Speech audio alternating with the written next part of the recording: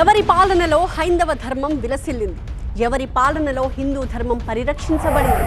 దేవుడంటే భక్తి ఉన్నదెవరికి, భయం ఉన్నదెవరికి. కాశీనాయన క్షేత్రంలో కూల్చివేతలపై కూటమి ప్రభుత్వాన్ని టార్గెట్ చేశారు వైసీపీ అధినేత జగన్. తన 5 ఏళ్ల పాలనలో అటవీ శాఖ ఆ క్షేత్రం వైపు కన్నెత్తి కూడా చూడలేదు అన్నారు. టీడీపీ నిర్లక్ష్యం వల్ల ఆలయంలో ఇప్పుడు కూల్చివేతలు జరిగాయని విమర్శించారు జగన్. ఇంకొక వైపు సమస్య సాల్వ్ అయ్యాక వైసీపీ రాజకీయం చేస్తోంది అంటూ ఘాటుగా రియాక్ట్ అయ్యారు కూటమి నేతలు.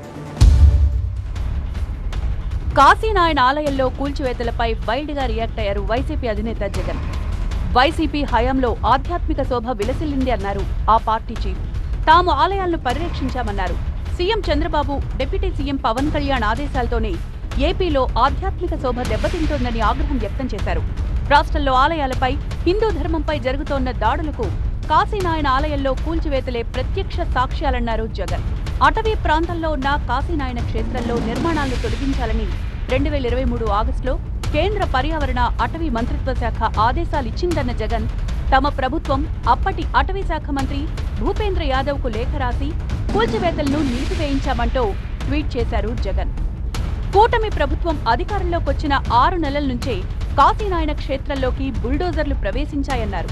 చంద్రబాబు ఆదేశాలతో కలెక్టర్, ఆర్డీఓ పర్యవేక్షణలో కూల్చివేతలు జరిగాయన్నారు జగన్. తన శాఖ పరిధిలో జరిగిన కూల్చివేతలపై పవన్ కళ్యాణ్ కనీసం స్పందించలేదు అన్నారాయన. అంతా వాళ్లే చేసి ఇప్పుడు తామే ఆలయాన్ని సంరక్షిస్తున్నామన్నట్టు బిల్డప్ ఇస్తున్నారన్నారు. వీళ్ల ధర్మరక్షకులు అంటూ విమర్శించారు జగన్. ఇక వైఎస్ జగన్ వ్యాఖ్యలపై మండిపడ్డారు కూటమి నేతలు. వైసీపీ పాలనలోనే హిందూ ఆలయాలపై దాడులు జరిగాయన్నారు.